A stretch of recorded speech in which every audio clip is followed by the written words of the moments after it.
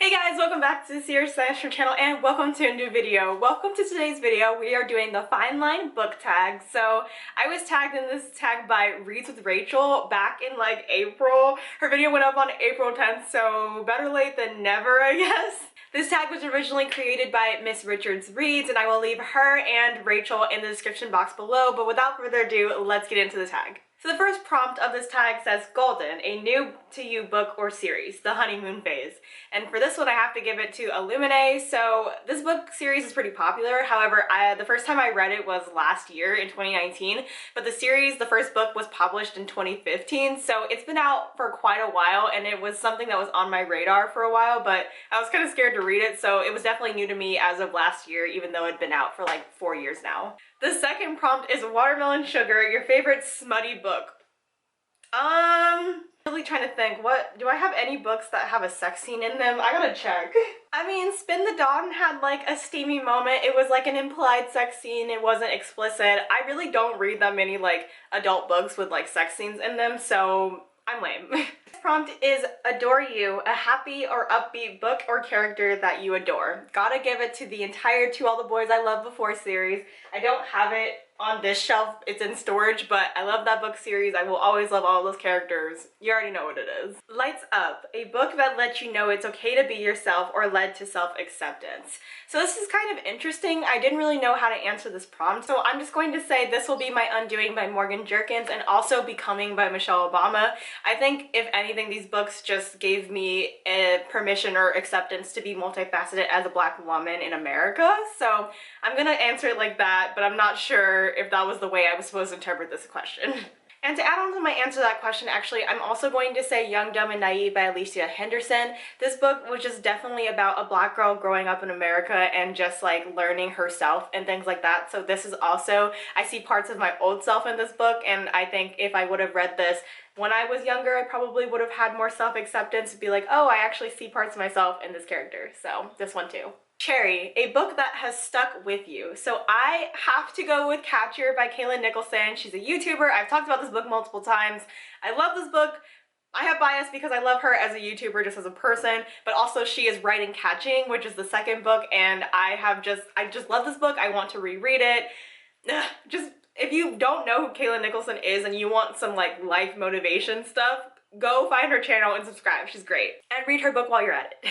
Falling, a book that broke your heart. I have to give this one to Unsaid by Neil Abramson. Again, this is a book that I own, but it's in storage, but this book was so sad. It deals with animal death and also just animal testing and just, I don't know. It was sad, okay? It was sad, but it also had a really good moral of the story about what happens after you die and the secrets that you keep come out after you die. It's kind of like told by like a wife that dies, but she can like look in on her life and how the people around her are kind of like going about their lives and dealing with her death. So it's a really sad book, but I also really love the moral of the story, so check that one out. The next one is To Be So Lonely, favorite flawed character. And I haven't talked about this book in quite a while, but I definitely have to give this one to Mia Warren from Little Fires Everywhere.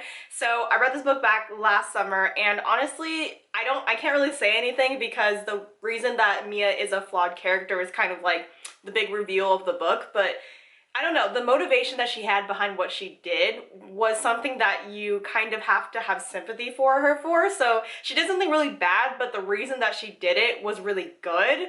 So I don't know, I like her, I liked her character, I like the story and the big reveal as to why she did what she did, but yeah. She, ideal book boyfriend, girlfriend, or significant other. So I'm just gonna go ahead and leave this here because we all know that this is the superior example of the ideal significant other in a book. Although, you know what, we're all Team Peter for To All the Boys I Loved Before, but John Amber Rose, like the person that they cast to play him in the movie,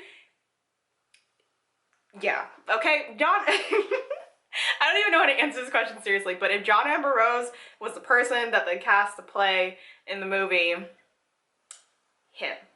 Sunflower Volume 6, a book you associate with happy memories. So I have two answers for this. I'm definitely going to go with the whole entire Seekers series because that is my childhood. That was my childhood like book series that I grew up on. But if we're talking about something more contemporary, more new young adult, I'm gonna go with Dash and Lily's Book of Dares, because that's just a really happy book. It reminds me of Christmas, and it's festive and it's fun and it's exciting. Like, who wouldn't want to go on a hunt around New York City to meet up with this guy that's from this mysterious red notebook? I'm just saying, it sounds ideal. Canyon Moon, a book that feels like home or a nostalgic read. So I'm gonna actually have to go with Every Day by David Leviathan for this one.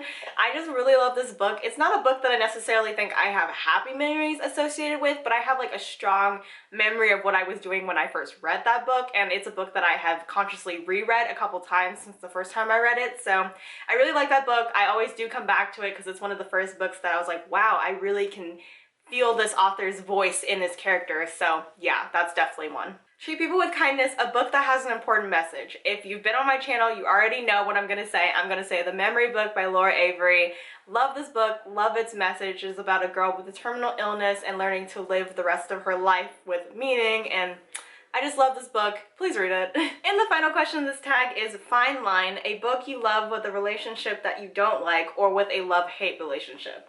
So I'm going to give this one to Love and Gelato by Jenna Welsh. It's not even that I truly like love this book. I rated it like 3 stars. It was kind of like it was okay book for me. I was definitely more involved in the plot of the book than I was with the main character Lena and her like romantic interest with this guy.